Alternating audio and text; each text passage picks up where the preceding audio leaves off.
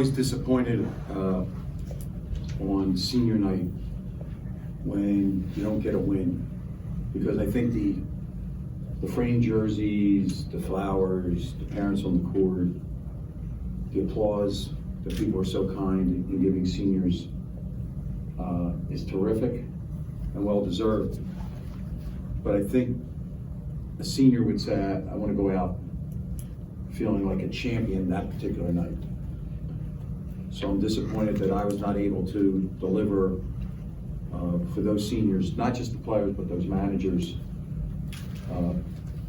who have, and I don't mean this in a personal way, but for my 3 years have been a pleasure for this staff to work with those guys. And so that's the one that will keep me up. That did I do enough for that particular group of seniors?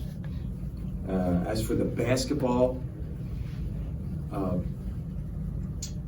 something that hadn't been happening to us, had happened earlier in the year, but hadn't been happening to us recently, is we didn't guard the ball. We never got our feet, and our feet did not allow our chest to be in front of the ball. And I thought that they played terrific offense, which we knew. They're the leading scoring team in the Big Ten, fourth in the country. We never walled the ball off, and we were always playing on the side. We wanted to use zone, and when you get blitzed early, sometimes you're like, oh, I can't afford to give up a three, and now something will happen. But we stayed with it. It was part of the plan. It wasn't a desperation move. And there were two different kinds of zones that we used that managed to crawl back, but we never really got contact. There was never really game pressure. So again, the players in preparation, the staff in preparation, we all go back and look in the mirror and say, what more could I do? What more can I do? And we must be better tomorrow, Saturday, and then play on the road Sunday. You mentioned disappointment on senior night now winning, but could you touch on what Eli did in this game? And maybe something that, if not tonight, recently you had a chance to share with his parents about your thoughts on it? Well, with Eli, I think that he's a champion. You know, the wins record here and the Final Four and the Sweet 16s and all that stuff. But he's just a champion. He brings a championship mentality to everything that he does, whether it's in the weight room, if he's getting extra shots, his approach to understanding not just where his four guys are supposed to be, but he knows where the five guys on the other team are supposed to be. And as it was his grandfather and his mother, as they were walking across the court, I thought back to him as a ninth grader, walking down the hallway at my office at St. Joe's. And I said that to his mother on the court. Who would ever thought this? That here I am on the last home night. He's got a lot more games to play. But I don't think that Eli's legacy or mark on this program is the wins, 1,000 points, what this or that. I think it's the fact that he's the epitome of a captain. And I know that I speak for Juwan in saying, over these 2 years, when Juwan gave him that captainship last year, we're better for having Eli in our lives and in this program. What do you think Eli will be doing 5 or 10 years from now? He will be debating philosophically something. Could be basketball. Could be hopefully a better world. But he'll be, I don't know how much money you can make in philosophy, but he will be a thought leader wherever he is.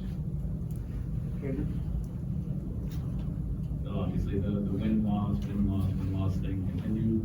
I know you said after the last one you'd be maybe a little harder on them in practice. Is there anything you can put your finger on for a letdown, or is it just the matchup thing?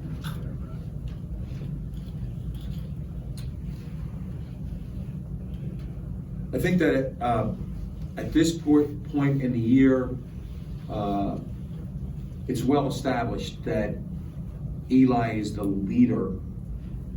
But at this point in the year, you need some followers to step up, right? You can follow for a long time, but when somebody turns around and says, I need you, and it could be lead on the bus going to Ohio State, it could be lead in, hey, did you look at your film on your iPad? We still have a really nice group of people in that room. I'm not sure that we have a hellraiser in the room. And if going into Sunday that has to be myself and Howard and Sadi, then that's what we'll do. But we have to have emotional commitment to the game. And calling it the way it is, we didn't have emotional commitment to start the game. And sometimes you say, well, you know, you want to write, I'll write the excuses for you, and then they can repeat them if they want. Senior night, that's emotional. Late game, that's all those kind of things. But we didn't have it. And whether it's too much,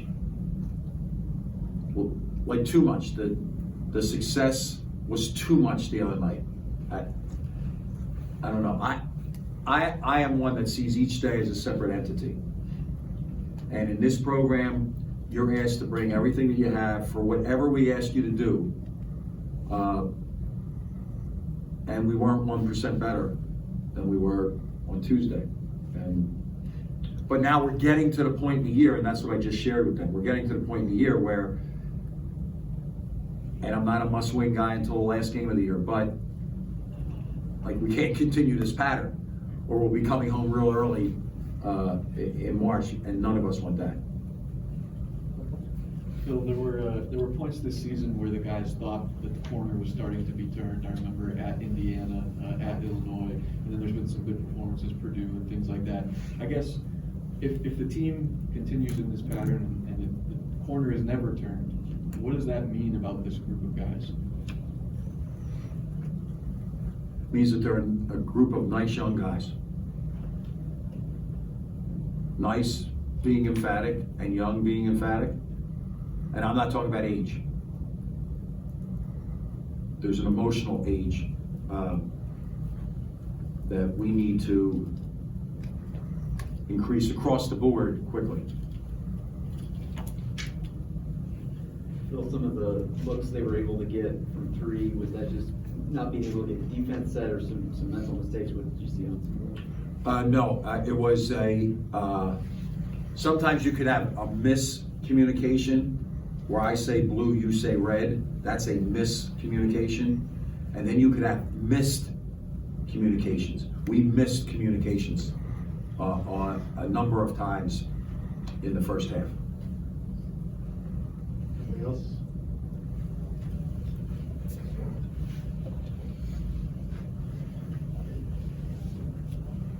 The Big Ten this year happens to be a league that has a lot of really good foremen, whether it's Keegan or Liddell or whatever. And Musa happens to be a freshman in a year where there are some really good foremen. How big of a challenge is that for him? And, you know, I guess what does it mean if you don't have an experienced foreman at a time where there's some really good ones in this league? What it means is you're 10 and 9. And I don't mean that as smart aleck. You make a great point. It is a really, really, really great position. You know, across the board. You rattle off some names and, you know, like if this was poker, I'd say, okay, well, what about Ron Harper? What position does he play? And what position does that guy play? And, you know, you want to say baptism by fire, then it's baptism by fire. But tonight, particularly with Keegan Murray, and let's not shortchange his brother, but that was a challenge. So what you can hope for is that Booster recognized it, realized it, and he'll be better Sunday if Liddell ends up being his matchup. Anybody have anything else? Okay,